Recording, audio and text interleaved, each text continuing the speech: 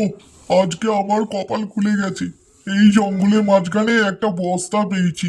এই বস্তাটার মধ্যে মনে হচ্ছে কিছু আছে, যেটা দিয়ে আমার ভাগ্য খুলবে।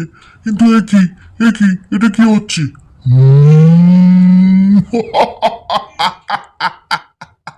ওরে বাবা এটা কে রে? আমি ভূতের রাজা, আমার খিদে পেয়েছে, খেতে দে। এই তো আপনাকে খেতে দিচ্ছি। এই জঙ্গলে আর কোথায় কি পাবো? আমার বউ এটা বেঁধে দিয়েছিল, সাথে পান্তা ভাত, খেয়ে নিন আপনি।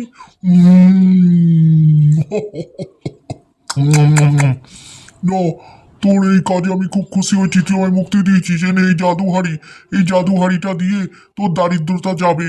আমি চললাম। তুই আমাকে মুক্তি দিয়েছিস বলে তোকে অনেক ধন্যবাদ। তোর কোনো ক্ষতি করলাম না আমি। যা, আমি এখন মুক্ত। তুইও বাড়ি যা। হা হা হা হা হা। ওরে বাবা, খুব জোর বেঁচে গেছি। বউ, ও বউ, এদিকে এসো, এদিকে এসো। কি হয়েছে? অত চেঁচাচ্ছ কেন? আরে বাড়ি মা চেঁচিয়ে আমার মাত করে দিচ্ছ। ওরে আজকে কি কাণ্ড হয়েছে শোনো। এই দেখো, এই জাদুহাড়িটা পেয়েছি ভূতের কাছ থেকে। এই জাদুহাড়ি না কি চাই? চলো ঘরের ভেতর গিয়ে দেখি, তারপর সব কথা শুনছি।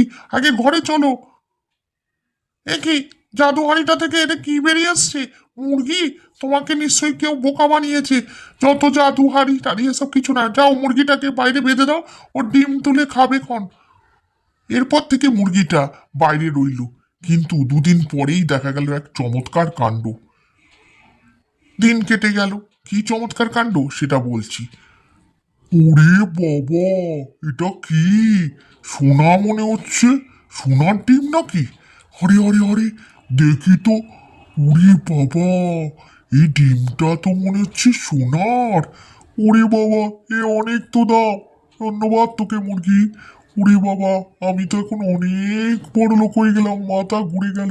ও বউ, এদিকে এসো। কি হলো, কি হলো? এ কি পড়ে গেলে কেন? এ কি, এটা কি চকচক করছে?